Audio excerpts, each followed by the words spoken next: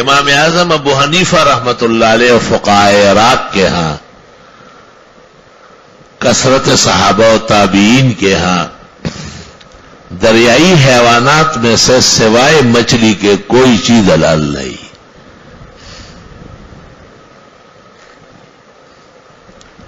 مچھلی کا واضح ہونا ضروری ہے۔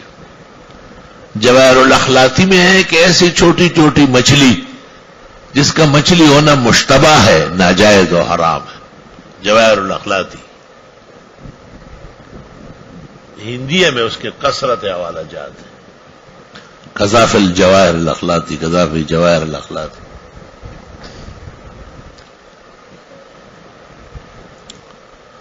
مار ماہی اگر وہ ڈنگ مارتا ہے تو سانپ ہے، حرام ہے۔ اگر ڈنگ نہیں مارتا ہے اور تبھی کراہیت نہیں ہے تو کھا سکتے ہیں۔ لیکن جھینگا اور روبیان، شوافی نے شرارت کر کے انہوں نے انہو من السمک کہا ہے، دمیری نے آیات الیوان میں، مولانا عبدالحی نے مجموع الفتاوی میں دمیری پر اعتماد کر کے اس کو کہا کہ مچھلی ہونا واضح ہے۔ اور حکیم الامت مولانا اشرف علی صاحب رحمت اللہ علیہ نے امداد الفتاوی میں ایک سوال کے جواب میں کہا، اب تک تو جو تحقیق ہے اس کے مطابق یہ مچھلی ہے، لعل اللہ یحدث بعد ذلک امرا، شاید آگے چل کر اللہ تعالی مزید روشنی نصیب کرے۔ عدم اطمینان ہے۔ فقیہ الہند اور محدث الہند مولانا رشید احمد گنگوئی نے فتاوی رشیدیہ میں لکھا ہے، جھینگا غیر ماہی حشرات الارض میں سے حرام اور ناجائز۔ حکیم الامت کو یہ جگہ نظر سے نہ گزری، فتاوی رشیدیہ چھپا ہوا شائع نہیں تھا۔ کسی بزرگ کے تمام فروع و جزیات کا احصاء بظاہر مشکل ہوتا ہے۔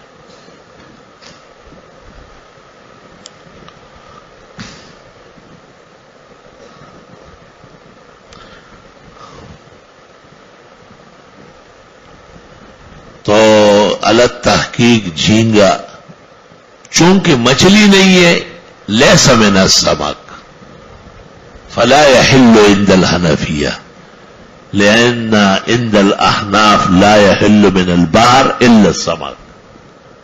باقی اور ائمہ کے یہاں تمام سوائے انسان و خنزیر کے، اور ایک اصول شافعی و احمد کا یہ ہے کہ جو بر میں حلال ہے وہ باہر میں بھی حلال ہے، اور جو بر میں منع ہے وہ باہر میں بھی منع ہے۔ اقوال شتیٰ عندہ، تفصیلات کے لیے حنابلہ کی المغنی اور الانصاف اور شوافی کی شرح مہذب اور مالکیہ کے ہاں تقدیمات عبدالولید باجی،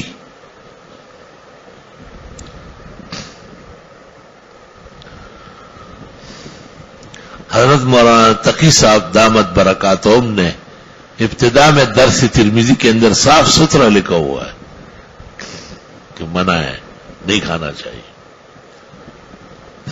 بنگالیان بہت بڑا شرارتیان ہے۔ تقی صاحب کو ہیلے حوالے سے لے گئے، بڑا اکرام و اعزاز کیا اور ان کو جھینگے کھلائے، واپس آ کر کے درس ترمذی سے اس جگہ سے رجوع کیا اور کہا مجھے معلوم نہیں تھا، میں ایسے ملکوں میں گیا جس کا مجھ پر مچھلی ہونا واضح ہے، بےایمانات۔ مولانا نے اچھی رائے غلط میں بدل دی، حالانکہ صحیح مسلم کے اندر بھی انہوں نے ترجیح حرمت کو دی، جو تکمیل کی ہے فتح الملہم کی۔ پہلی بات تو یہ ہے کہ قواعد سے پتہ چلا کہ پہلی تحقیق صحیح ہے اور جھینگا مچھلی نہیں ہے۔ دوسری بات یہ کہ اصول مسلم ہے فقہا کے، کوئی چیز دائر ہو جائے حرام و حلال میں تو ترجیح حرام کو ہے، کیونکہ ہر حلال کا استعمال ضروری نہیں ہے، لیکن ہر حرام سے بچنا فرض ہے۔ تیسری بات یہ کہ بنگالیان تو مبتلا بھی ہی ہے، اور مبتلا بھی کے قول کا اعتبار نہیں. تیسرا یہ کہ وہ کون سی تحقیق تھی جس سے حضرت والا متاثر ہوئے اور صحیح اور فقہی رائے چھوڑنے پر اور بنگالی جیسی شرارتی رائے اختیار کرنے پر مجبور ہو گئے. ہمیں مولانا کی تحریرات سے ایسی کوئی روشنی نہیں مل رہی. میں جب بنگال گیا تھا مجھے وہاں کے بنگالیان نے کہا تھا کہ آپ جھینگے کے بارے میں اور پان کے بارے میں کچھ نہ کہیں. ہمارے بنگال کے علماء کا اتفاق ہے کہ یہ صحیح ہے. یہ بات ایک ایسے گھر میں ہوئی کہ وہاں کندھار کا ایک عطار تھا، بہت بین الاقوامی عطر فروش تھا. اس نے میرا نام پڑھ کر اخبارات میں تو اسے اعزاز میں زبردست دعوت کی. تمام بنگالی مولویوں کو جمع کیا. حضرت مولانا مفتی حبیب الرحمان صاحب خیر آبادی دارالعلوم دیوبند کے بھی تشریف فرما تھے. تو وہ اس کے ہاں دارالعزیز سے ڈبل مہمان خانہ تھا اور اس میں قیمتی کتابیں الماریوں میں بند تھی. تو میں نے وہاں ایک کتاب دیکھی مولانا اطہر علی سلہٹی کی لکھی ہوئی التبیان فی حرمت الربیان، اور اس میں مفتی نظام الدین جیسے اور شمس الحق فرید پوری جیسے اکابر علماء ان کے دستخط تھے اور اس پر اجماع نقل تھا کہ جھینگا مچھلی نہیں ہے اور حنفیہ کے یہاں ناجائز و حرام. تو میں نے ان بنگالیوں سے جنہوں نے مجھے کہا کہ وہ اتفاق کب ہوا ہے، کس کس کا ہوا، اس کا نام آپ بتائیں گے؟ یہاں تو کتاب رکھی ہوئی ہے حرمت روبیان میں.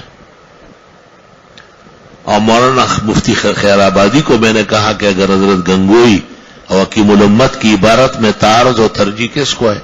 کہا کہ حضرت گنگوئی کو ہے. میں نے کہا بات ختم.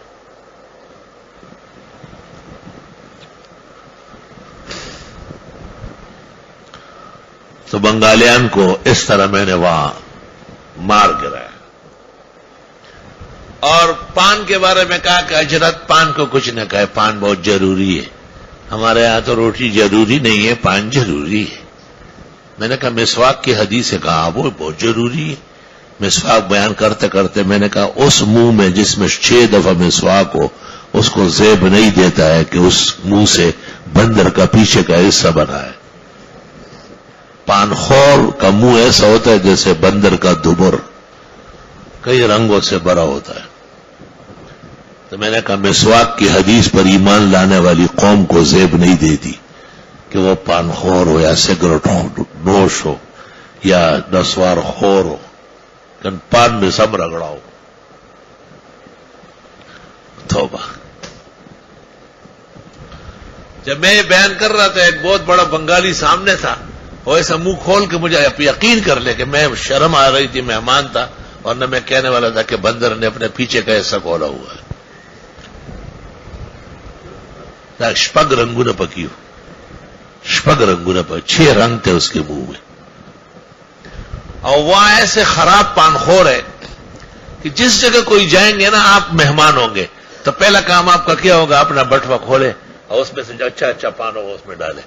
تو میں نے مولانا حبیب الرحمان اور ان کے بھائی عتیق الرحمان کو کہا، میں نے کہا یہ روٹی اور سالن بھی تھیلے میں ڈالو نا.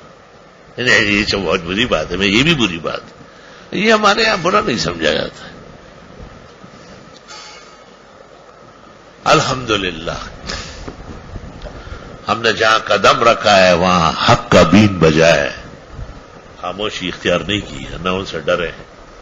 میں نے کہا بڑے سے بڑا فقیہ و مفتی سامنے کرو، میں اس سے پوچھتا ہوں کہ جھینگا کس شریعت سے کھا رہا ہے.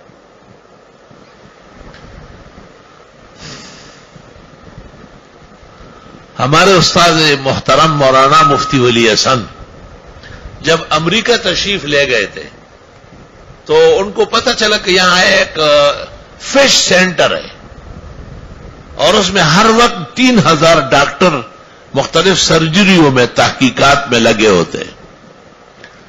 مفتی صاحب وہاں چلے گئے. وہاں جی ہمارے استاد عجیب تھے اور ان کو کہا میں پاکستان میں اسلام اور مسلمانوں کا مفتی ہوں، ہمارے یہاں ایک جھگڑا ہے کہ یہ جو جھینگا ہے یہ مچھلی ہے یا نہیں.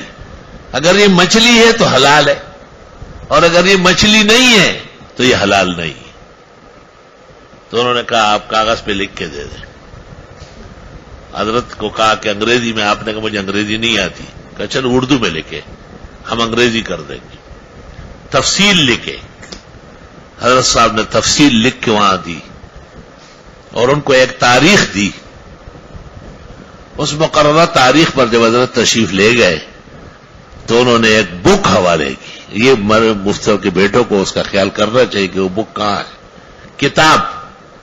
اس پورے سینٹر نے 3000 ماہرین نے تحقیق کر کے آخر میں اس طرح لکھا کہ جس کو جھینگا مچھلی کہتے ہیں وہ مچھلی کی کوئی قسم نہیں, مچھلی کے خاندان کا کوئی فرد نہیں, مچھلی کی تعریف کے اندر وہ شامل نہیں, وہ ایک غیر چیز ہے, ایک علیحدہ بحری یا بری حیوان ہے, اور اس کا 100 میں سے کوئی ایک رشتہ بھی مچھلی سے نہیں ملتا.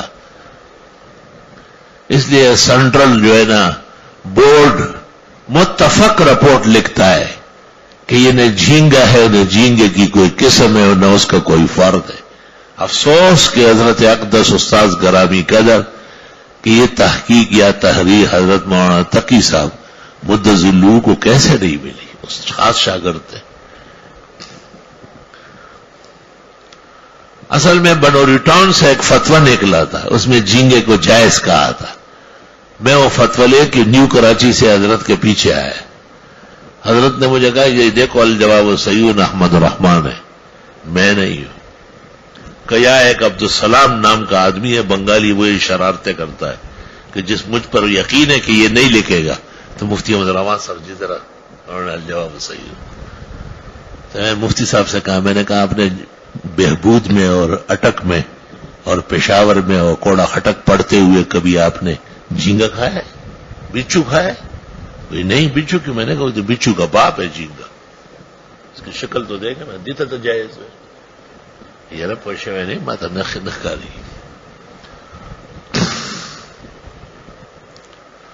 تو یہ بات یہاں اس لیے پیدا ہوئی کہ والحل میتتہ, میتا عام نہیں ہے, جنہوں نے عام لیا ہے وہ محجوج ہے, ان کے خلاف حجت قائم ہے.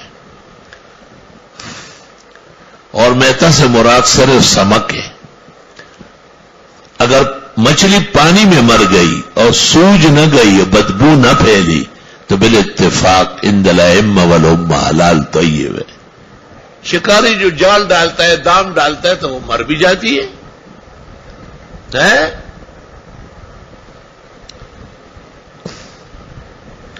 سبحان اللہ و بحمدہ سبحان اللہ العظیم. حنفیہ کے ہاں دریائی حیوانات میں سے صرف اور صرف مچھلی جائز ہے, اور مچھلی معلوم ہونا چاہیے. السماک الصغار لا تحل جوار الاخلاطی لانها تشتبه بالتنین, کیڑوں سے ملتے ہیں. یہاں ایک بنگالی مولوی تھا ابراہیم, وہ طالب علموں کو ساتھ کر کے سامنے ندی سے ہر روز چھوٹے چھوٹے کیڑے پکڑتا تھا. مشہور تھا کہ مولوی ابراہیم رات کا کھانا مچھلی سے کھاتا ہے. ایک دن آ رہا تھا, میں یہیں چپرنگ پہ بیٹھا تھا, اس وقت یہاں باغ تھا, سامنے 3 کمرے تھے. میں نے کیا لایا ہے مولوی ابراہیم صاحب؟ جی مچھلی. میں نے کہاں سے؟ ندی سے. میں نے کہا کیڑا نہ ہو. نہیں ہم تو بہت جانتے ہیں نا, ہم تو یہی کھاتے ہیں. میں نے کہا یہ آج والی ہمیں دے دو. ہاں لے لے. مؤذن صاحب یہاں ایک کمرہ مؤذن کا تھا, اس کو میں نے کہا ٹین میں ڈالو, پانی ڈالو, اور تھوڑا تھوڑا صابن اور لہسن توڑ کے اس میں ڈالو. میں نے کہا اس کو دینا نہیں جب تک میں نہ ہوں, میری امانت ہے. وہ مؤذن صاحب کے کمرے کے سامنے ایک پودا تھا, اس کے ساتھ ٹین رکھا ہوا تھا, اور اس میں وہ آگے پیچھے ہو رہے تھے, آگے پیچھے ہو رہے. ایک دن مؤذن صاحب ہنستے ہوئے آئے. میں نے کہا کیوں؟ وہ سارے کیڑے. میں نے کہا مولوی ابراہیم کو بلاؤ. میں نے کہا یہ آپ کا, یہ تو میں نے نہیں کھایا. میں نے کہا آپ نے بہت جلدی کھا لیا نا, تھوڑا صبر کر لیتے تو یہ بن رہی تھی. میں نے کہا تو اپنے آپ کو مفتی کہتے, یہ عالمگیری دیکھو, جواہر الاخلاطی کی عبارت دیکھو.